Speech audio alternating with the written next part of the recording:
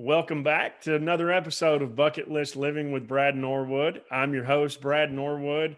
And with me today, can I admit, first of all, that I'm ashamed it has taken me 30 plus episodes to have my first female guest, but I don't think I could have landed a better one than Chantel Soumis. Are you kidding me? She is the CEO of Stardust Marketing. She is the sorceress for all of your personal branding needs, which is a huge topic we're going to get into today. Chantel, thank you for coming. Welcome to the show. Thank you. Honored to take that first position there. Appreciate it. I can't believe it's 30 something episodes in, and I don't know why it wasn't intentional by any means. Maybe just the timing was right, and God knows that you're the first one I needed to have on the show, Hey, perhaps. breaking the mold. You know it. There's always a first.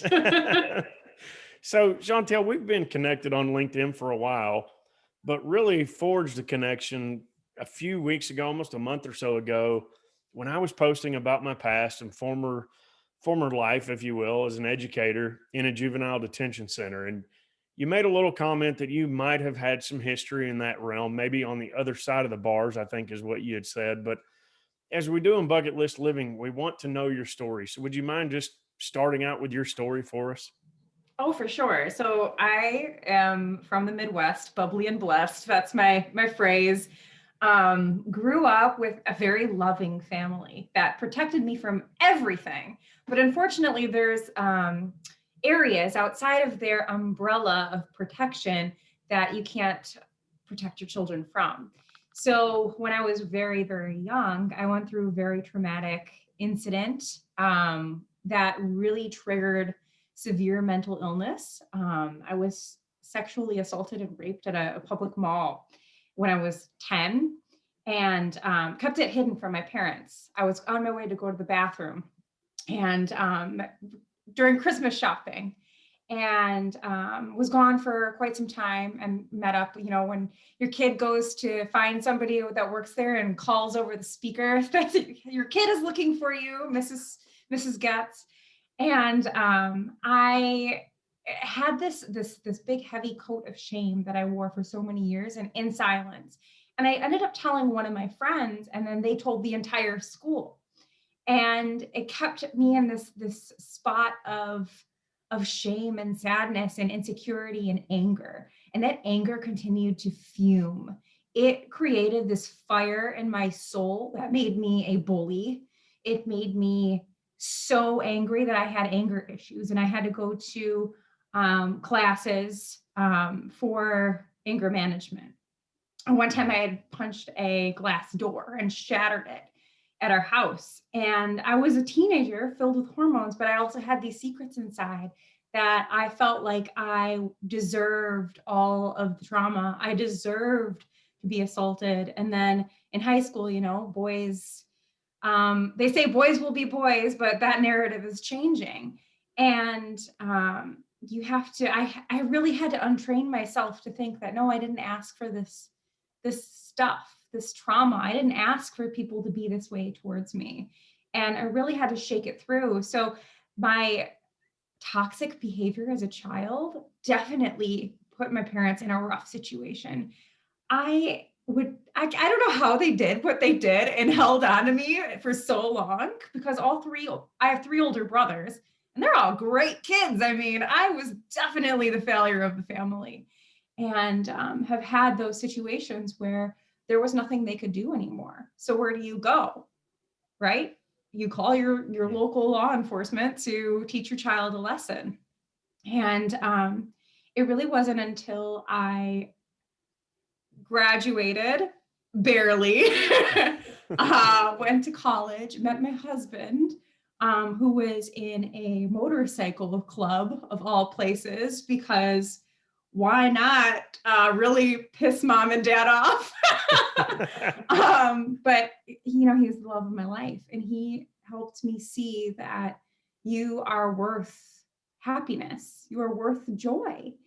And it really spiraled into this beauty of really appreciating life. And I have to pause there, because we had a baby unexpectedly.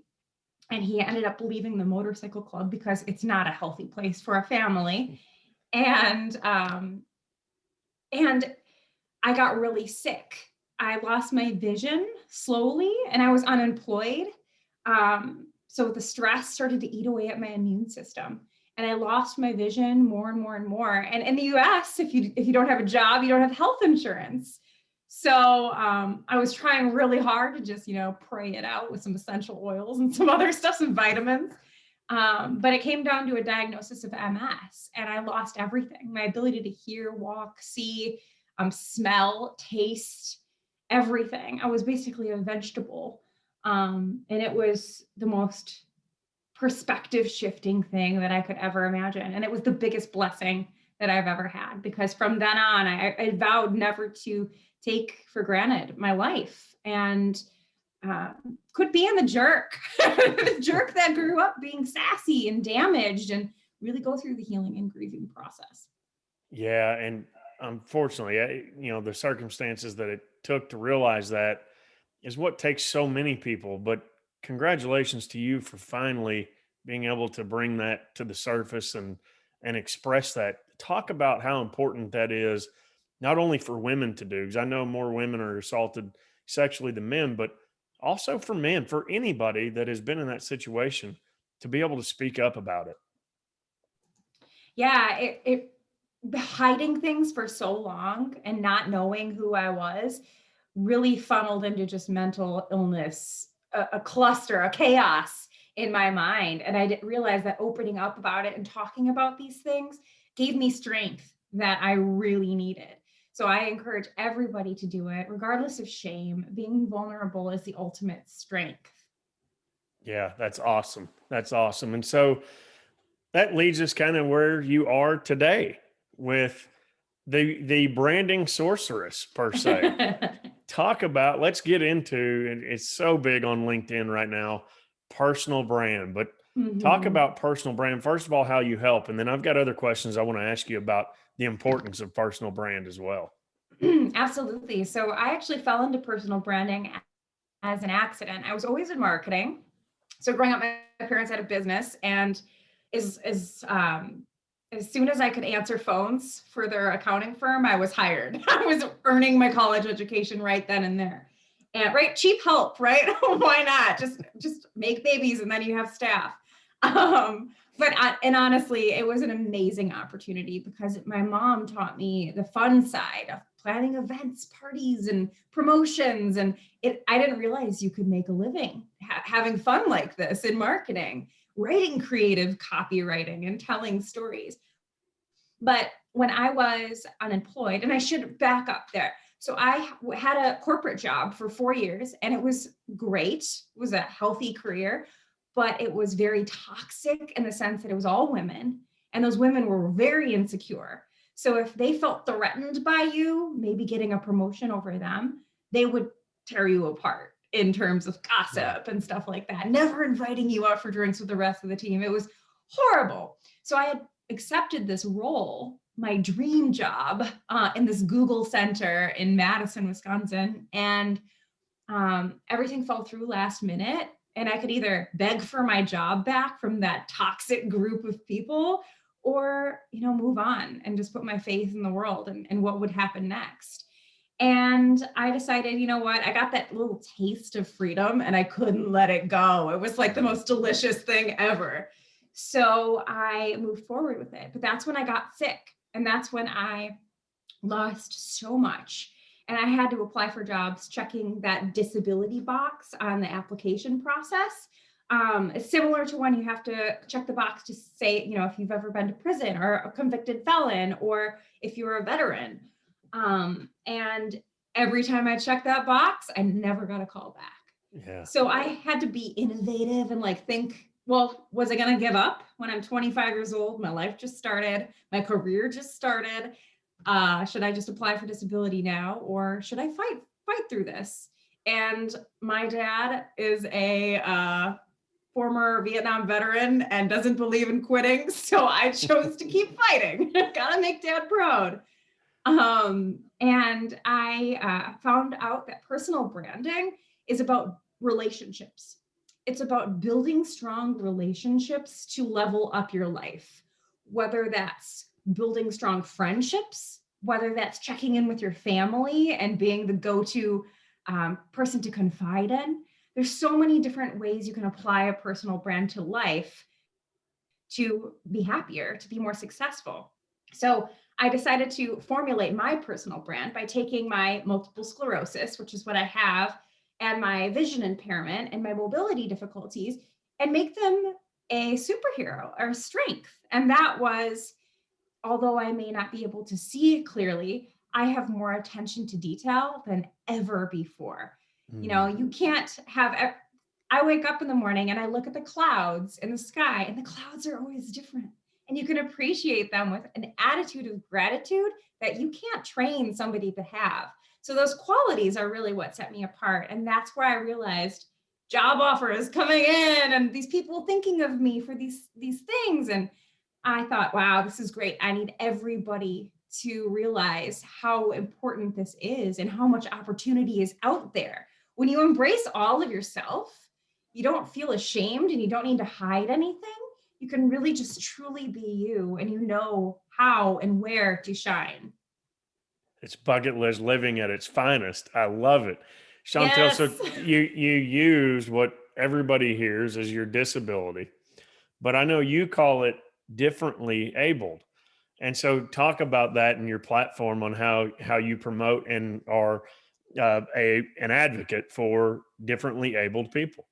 Yes. I love that you asked that.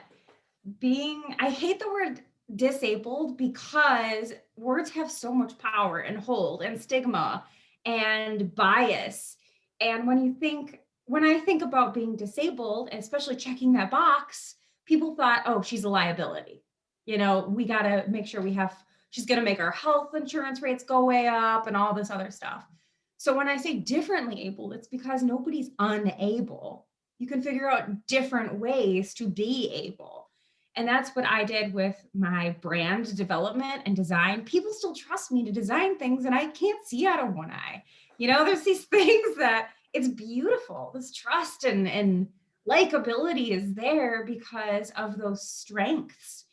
People who are differently able to go through the unthinkable on a regular basis, whether that's PTSD and mental health issues because of something in their past. They're warriors to fight through that and get through the day. That's amazing.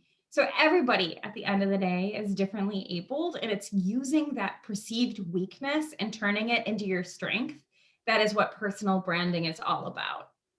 I love that. The superhero that's within every one of us. Everybody's got it. I love that. So I've got to ask, did you quit checking the box, or were you circling the box and I really drawing started my own attention to business. it? You got it. I started my own business. It was hard because a lot of people in that situation feel like they can't check the box because they say it's not mandatory. But if you don't check that box, it feels super inauthentic, right? And do you really want to hire somebody who checks like, I do not wish to disclose? That's not authentic at all. Right. Yeah. And you're hiding again, right? You go back into the shameful, remorseful uh type of deal. I totally get it. I love that you started your own business. And so talk about that and talk about Stardust and how you help people. Absolutely. So I started creating content and sharing my story on social media and chose LinkedIn as the preliminary platform because the support was there. Unlike other platforms where people tend to judge you more harshly and troll you by saying nasty things, on LinkedIn, it's a professional business platform because your employer can see everything that you do. So I felt that security there and that protection. And when I started sharing about my personal experience doing personal branding and then my marketing strategies, people were connected to my story, first of all. And then they were like, oh, you do marketing. Can you help me with my website? I have a big issue here. Please help. Or, oh, you do marketing. Do you know anything about search engine optimization? Oh, you betcha. No, I don't. I'll find somebody for you. So that's kind of how everything continued to spiral. And it really and truly was having a strong personal brand myself and creating those relationships of people that our fellow adversity warriors or like-minded people who get through so much and have an attitude of gratitude that just gravitate towards that messaging. And then they think of you for when people ask them if they know somebody. So that referral is amazing. I mean, that's the strongest form of marketing there is. So that's how Right. the business itself kind of started to shake out. And then coronavirus hit, and working from home with a little virtual learner in the background, it was just ideal. That's awesome. And so, Chantel, talk about the person that may be just starting out that doesn't realize that gift they have. They're still kind of searching for what they do so well. How do they develop a personal brand through relationships? What do people remember them for? How do they become known for that? Ooh, it takes a lot of unpacking. There's a reason why life coaches make tens of thousands of dollars every month, because people want to uncover those superpowers. But it's not as hard as it sounds. One thing that I encourage people to do is go through old photo albums, go through old memories or your favorite trips that you've taken in your life. Pick your top 3 favorite memories and journal about them, because what we learn through ages 3 and 9 define the personalities that we develop in the future. So if you pick your top 3 favorite experiences of all time, you will find some clues while you investigate that really sparkle, for a lack of better word there. You'll think of those clues and they will breathe so much more personality into who you are, and you can wear those like a badge of honor instead of, hiding different obstacles or challenges that you've had in the past, as a scarlet letter. So there's differences there. Another thing that I really encourage is making sure you know what your goals are. Because if you don't have goals for your career or for your health, you're never going to get there. Kind of like, I want to lose weight. Well, how much weight do you want to lose? And how much are you going to lose per week to get there? All that stuff. Having goals gives so much focus to you.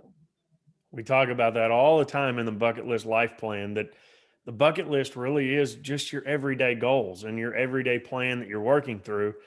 I tell people all the time, you won't ever get there if they're not written down, right? Mm. They're still just dreams. That's where Dream It came from. But all through there is the plan, and it's got to be written down with a well defined goal and a well executed plan. You'll be able to get there, right? Right. Absolutely. Baby steps. Baby steps. I love it. So what you're telling me then is, and I know this is a hot topic, really touchy right now on LinkedIn, but what you're telling me is that a personal brand can't just be paid for and bought, right? Right. There's no blueprint. So if you ever see somebody trying to sell you a 12-step program to get your brand under control, don't buy it. Run. Run, run. I hear you. As I fast hear as you you. can. How often do people, Chantel, get the choice of a personal brand? And I'll use myself as an example. You know, I'm known now kind of as a bucket list guy, but my background is in events and experiences. And I was known because I'm a big golfer. I love golf. We do a big trip to the Masters every year. For years, I was known as the golf guy. And so I would miss so many opportunities and sales with incentive programs because people would say, well, our guys aren't golfers, or our staff doesn't golf. They would rather go to the beach. They'd rather do this. Yet I screamed golf. How do people have the choice sometimes, or do they not Oh, have the choice? absolutely. Oh, for sure. There's so much more to you than golf. I mean, I can tell just by meeting you that you are insightful, you are faithful, you are positive and encouraging and practice gratitude. There's a lot of different layers there, and I haven't even peeled to the bottom. So there's so much more that is like rooted in your values. Values are a big part of your personal brand. It's not about being the swimmer who was an excellent swimmer in high school, but has nothing to do with it now. So she has to rebrand. It really is that focus on what is it that makes you magically and uniquely you, right? There's a lot Right. of different things there. So what you're telling me is I and people need a coach. Am I right? I believe totally in mentorship. mentorship. Wow. I have like 3 mentors, one for spirituality, one for mindfulness, and one for my business. I don't think there's such thing as having too many. You want to level up by the people you have around you, right? Right. Yeah, I love it. People ask all the time, well, just various questions about our coaching and what we do. And I said, look, the greatest players in the world that you pay attention to, we think of coaches. They all have coaches. Think back to your high Mm-hmm. school days. Who were some of your favorite teachers? 8 out of 10, name a coach. They make a difference in your life. And so it's not just about sports. It can be about your personal brand. It can be about your spirituality, about your business, Everything. you name it. Dietitians, they're coaches. It just becomes this coach sometimes is a bad name for it, isn't it? It is. It can be. You think guide maybe would help you out or that mentor as well. But I believe I would not be where I am today without my coaches. That's a certainty. Yeah, I love that. Love that. I've got to ask you too, in all the branding that you do and in all the marketing that you do, you're a public speaker. Mhm. What is the best? What has been your best bucket list type of event that you've been fortunate to be part of? Ooh, events. Is that Yeah, what you said? My favorite event, the international ones are always really cool because it's a fresh perspective, but the big ones with like 30,000 attendees, that's where it like shivers you. I remember I spoke at VidCon and I got so sick from nerves that I was sick for like afterwards, everybody wants to talk to you when you speak. And I was just like, I gotta go. I can't handle this. I'm gonna puke. But those are the opportunities that you get through, and you're like, whoa, that was pure magic. How did that just happen? How did I fall into this opportunity? Personal branding. That's how. I love it. I love it. So, talk about, Chantel, the importance of why do we hear so many people kind of moving away from the marketing agency per se, but why is that still so important to companies today? Why is the marketing piece? Absolutely. Why are marketing agencies, people like you, even though you might not call yourself an agency, Mhm. why are people like you important to businesses today? Yeah, well, if there was never a time where we stood out, it was now during a national or global pandemic because being found online is everything. The internet is where everybody goes to search.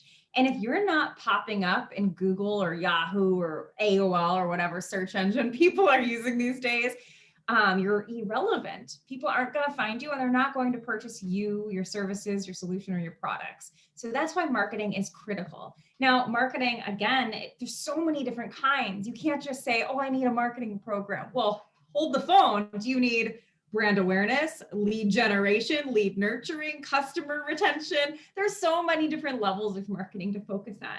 And focusing on all of them as a holistic picture is something we obviously encourage because then you're leaving gaps unfilled and you're having a lot of valuable dollars and revenue falling through the cracks. So personal branding is just a tiny little piece of it. The corporate branding side of things, if you think about it, is really personal branding in a nutshell, but it's just storytelling to create your hero's journey for the customers.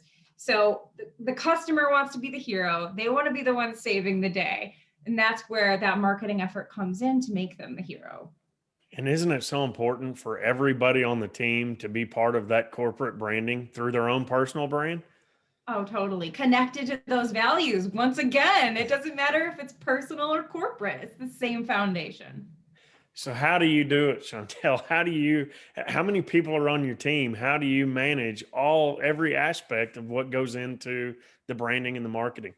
It is a lot of work. It is so hard, especially when you run your own business. You want to be so hands on and customer oriented. And when you have a strong personal brand, people want to work with you, not your team. So that balance is critical. It takes a team, it takes communication, collaboration, it takes experts in their own fields. So, what I like to do is I have like a cooperative of experts that if I don't feel comfortable with my team managing certain things, I offload that. Like Facebook ads, if there's a business to consumer or a product focused organization, I'm going to hand that puppy off because my sweet spot is in B2B and I know it. So I'm going to stay in my lane. But then again, I never want to tell a customer, sorry, I can't help you, right? So that's where that referral network comes in, and your community is everything. Yeah, absolutely. We do that all the time with outsourcing what we have to outsource and just what goes into an event, through food and beverage and AV and everything. You want to be so present in every Yes. aspect of it, but you've got to offload most of it too to be successful. Delegation is key. Absolutely. That's right. So you mentioned the pandemic, and this question comes to mind just live. I didn't even pre-script for this question, but with being differently abled, how did the pandemic differently able you, and what have you done differently to keep improving? Because I know right now you're soaring. Yes. Well, it's really interesting because I feel like the pandemic brought so much more awareness to the high risk community, especially those who've unfortunately come down with COVID-19, because there are long lasting neurological effects. And the symptoms are very similar to that of multiple sclerosis or Parkinson's. And what I've had to do is definitely contain myself, but also educate the community, because there's a lot of people who get stuck in those ignorant mindsets where they just don't know better. They're just not educated on what's best or on how they should best support their community virtually. And having those discussions helps cure that ignorance, and it helps bring people together as a community. So there's been so many great blessings in it where we can tie it all back and continue to bring awareness to the fact that, for me, not going to the office is an absolute godsend because I'm not supposed to drive and transportation is really difficult for me. Also, getting into buildings, super challenging. The accessibility of multiple screens, super challenging. But when I don't have to leave my home and I have my own station here set up, I feel like an absolute rock star. I'm ready to wake up and kill it every single day. So for me, it's been a massive, massive benefit in my career. And I think it has been the same way for many people. Now, that said, the differently abled community and chronic illness community actually is negatively impacted by isolation. It has made different conditions much, much, much worse. So that emphasizes the importance of how much we really need to check in on our loved ones. We need to reach out and pick up the phone, call the people that we've thought about but haven't really spoken to, and just check in. Just see how they're doing, how they're handling things, and if there's anything you can say or do, or even mail them a fruit basket to let them know that they're loved. Amen. It's the first letter of the My Bucket List Life Plan is meet a hero. And we tell people all the time, you have more than likely met your hero already. And to pick up the phone and call them and tell them you love them, you care for them, you miss them, can't wait to see them again, whatever it is. Most importantly, thank you for whatever they've done. And that's such a gratifying, it's an attitude of gratitude act is what it is. And it's so fulfilling to the person on the other end of the line. But once you hang up that phone, you realize how fulfilling it became to you as well. Oh, so true. Amen. Just compliments. Go dish out a compliment. It's free to give. And people love it. Why not? Exactly. Exactly. Well, Chantel, that's going to bring us close to the end of our time. But for those listening, how do they find you? Obviously, you're on LinkedIn, but how do they get a hold of you? Maybe they want some coaching. They need some SEO. They need creative. They need the personal branding help. How do they find you? Oh, well, definitely on LinkedIn. Send me a message there. Don't click connect because I am capped out on connections, unfortunately. So send me a message. Otherwise, you can definitely email our team at hello@stardustcreative.com, and somebody there will take really good care of you, I promise.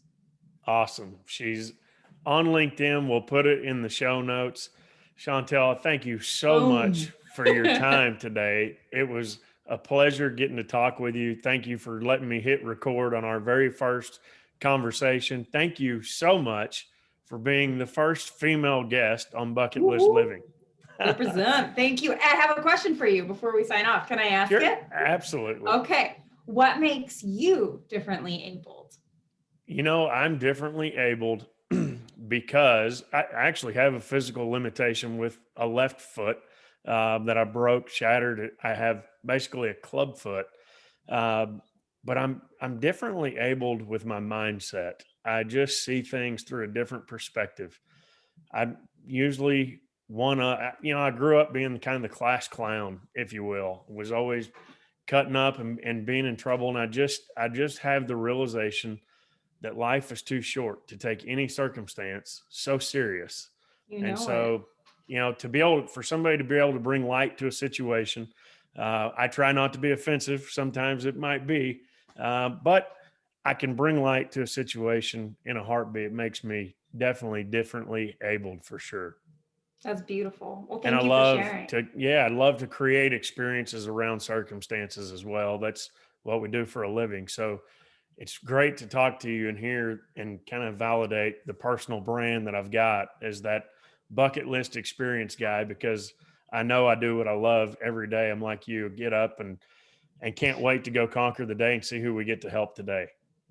Yes, Servant Leaders Unite. Awesome. Absolutely. Thank you. Absolutely. Chantel, thanks so much for being on again. We'll leave her contact information in the show notes. And until next time, remember, the bucket list life is a life worth living.